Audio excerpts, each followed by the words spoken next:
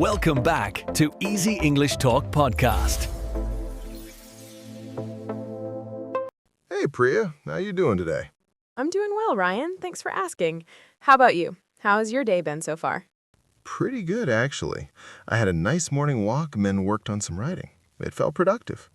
That sounds really nice. A good start to the day always helps, doesn't it? It really does. And speaking of good starts, hello everyone listening to us right now. Where are you tuning in from today? Yes, we'd love to know. Are you listening while commuting, working out, or maybe relaxing at home? And we're curious, is this podcast helping you improve your English and grow as a person? If it is, please let us know in the comments. Your feedback really means a lot to us and helps us create better episodes for you. Today, we are discussing how to overcome laziness and take action. This is such an important topic because I think everyone struggles with this at some point in their lives. Absolutely. And if you're listening to this episode, you probably chose it because you know you need to do something, but you're finding it hard to start. Exactly. Maybe you have goals you want to achieve, but you keep putting things off, or you feel stuck and don't know how to move forward. By the end of this conversation, you'll understand why laziness happens, and more importantly, you'll have clear steps to actually take action and make progress. So it's definitely worth staying with us until the end. We'll make sure you walk away with real, practical ideas you can use today. Let's start by talking about what laziness really is. I think many people misunderstand it. That's true. People often think laziness means they're weak or unmotivated, but it's usually not that simple. Right. Laziness is often a symptom, not the actual problem. There's usually something deeper going on underneath. Exactly. It could be fear, confusion, or even being overwhelmed by too many choices. The mind freezes when it doesn't know what to do.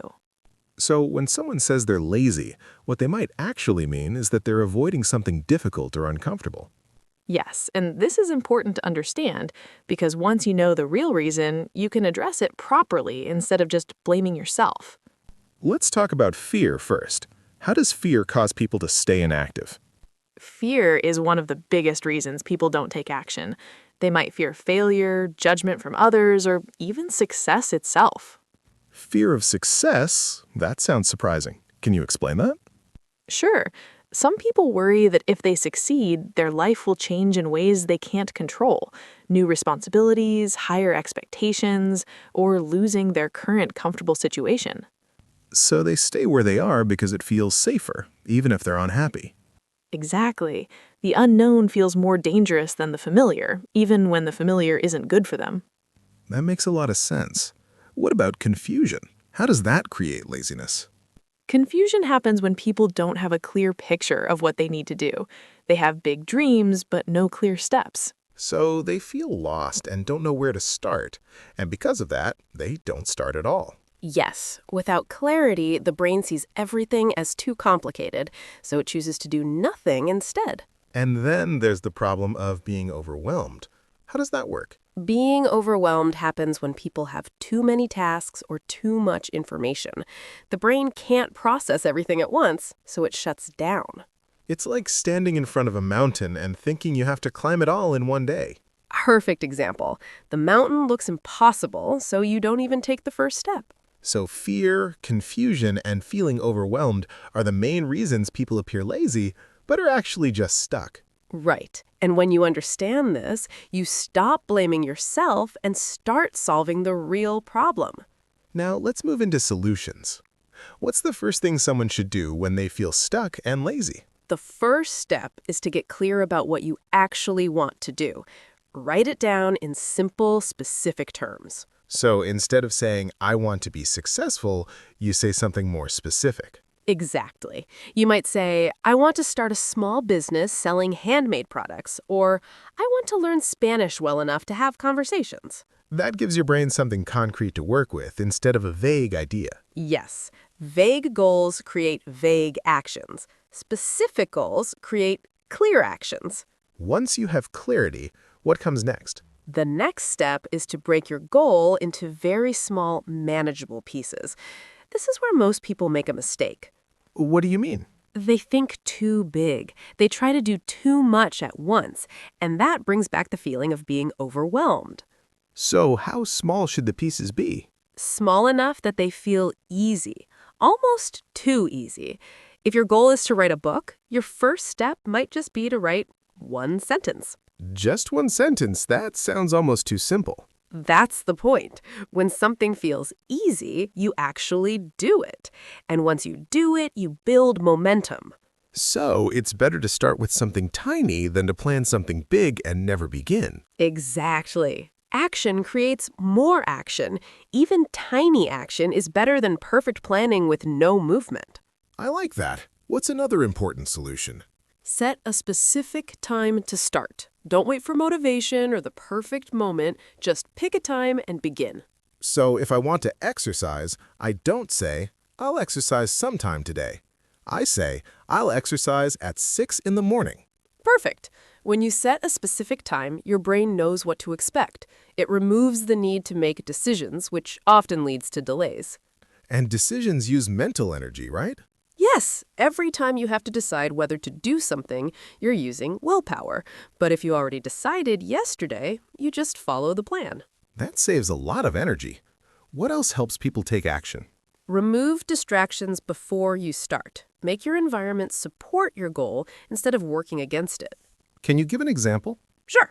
If you want to read more, put your phone in another room and place a book on your table. Make the good choice easy and the bad choice harder. So you're designing your space to help you succeed.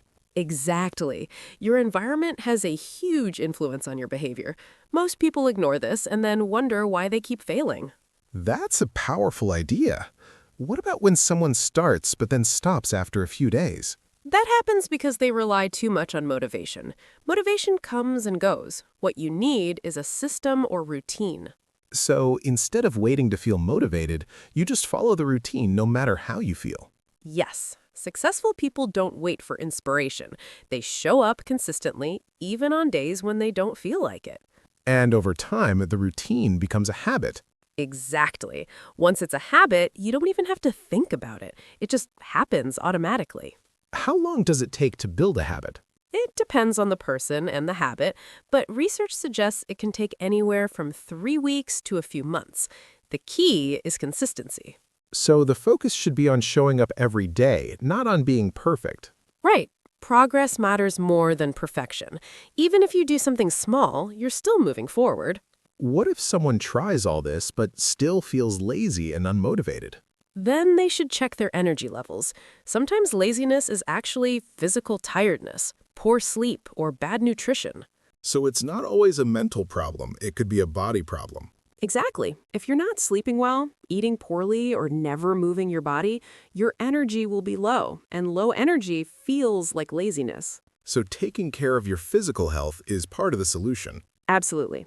Exercise, sleep, and good food give you the energy you need to take action. Without them, even small tasks feel hard. That's a good reminder. What about dealing with distractions like social media or television? Distractions are designed to grab your attention.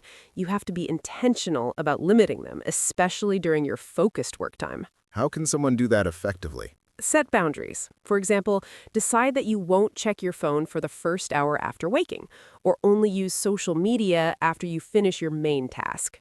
So you're controlling when and how you engage with distractions instead of letting them control you. Exactly. You're the one in charge, not the apps or websites. What role does accountability play in overcoming laziness? Accountability is very helpful.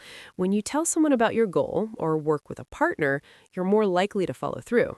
Because you don't want to disappoint them or look bad. Yes, but it's more than that.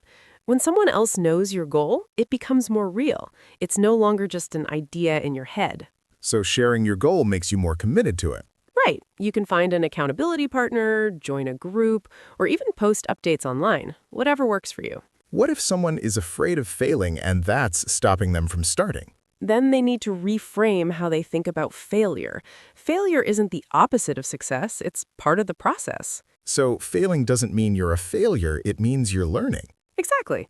Every successful person has failed many times. The difference is they didn't stop. They learned and kept going. That's a really important mindset shift. It is. Once you see failure as feedback instead of defeat, you become much more willing to try new things. What about people who start too many things at once and then get overwhelmed? That's a common mistake. They want to change everything immediately, and it backfires because it's too much to handle. So it's better to focus on one thing at a time. Yes, pick one goal or one habit and work on it until it's solid. Then add the next one. That way you're building gradually instead of crashing and burning. Exactly. Slow and steady progress beats quick bursts that don't last. How important is self-compassion when you're trying to overcome laziness? It's very important. Many people are extremely hard on themselves when they don't meet their own expectations. And that criticism makes them feel worse, which leads to more avoidance and laziness. Yes, it becomes a negative cycle. The more you criticize yourself, the less motivated you feel. So being kind to yourself actually helps you take action? It does. When you treat yourself with compassion, you feel safe to try, fail, and try again without harsh judgment. That makes sense.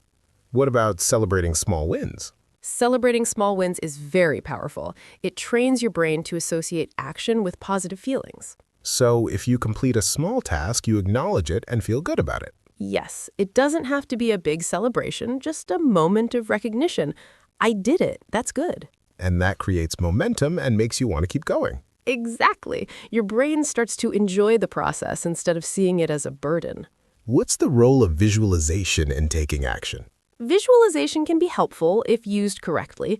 Some people visualize the end result and feel satisfied without doing the work. So they imagine success and trick their brain into thinking they've already achieved it. Right, but the better way to use visualization is to imagine yourself doing the work step by step. So you see yourself sitting down, starting the task, and working through it. Yes, that prepares your mind for the real action and makes it feel more familiar when you actually do it. That's a smart way to use visualization. It is. It's about mental rehearsal, not just daydreaming about the outcome. How can someone stay consistent when life gets busy or stressful? That's when your routine and systems become even more important.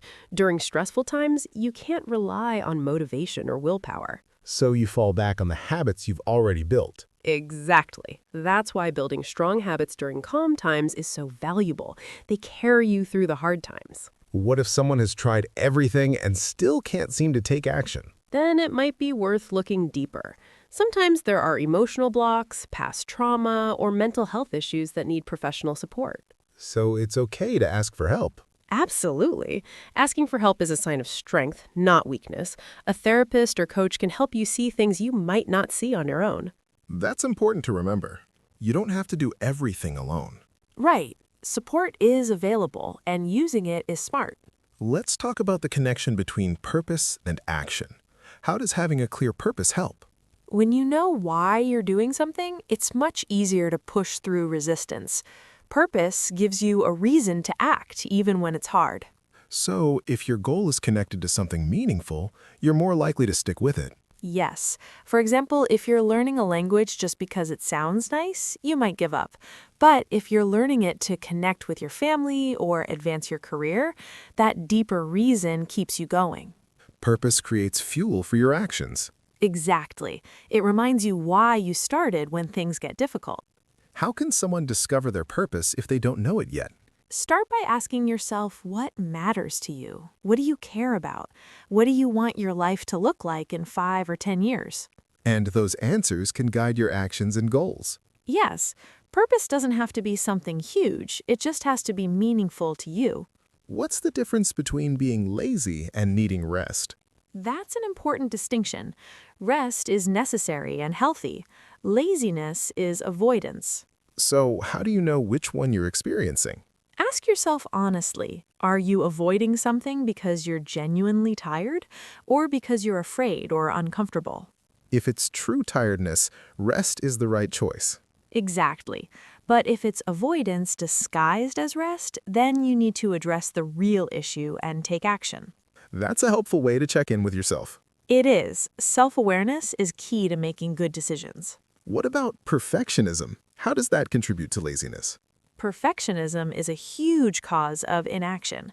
People think they need everything to be perfect before they start, so they never start.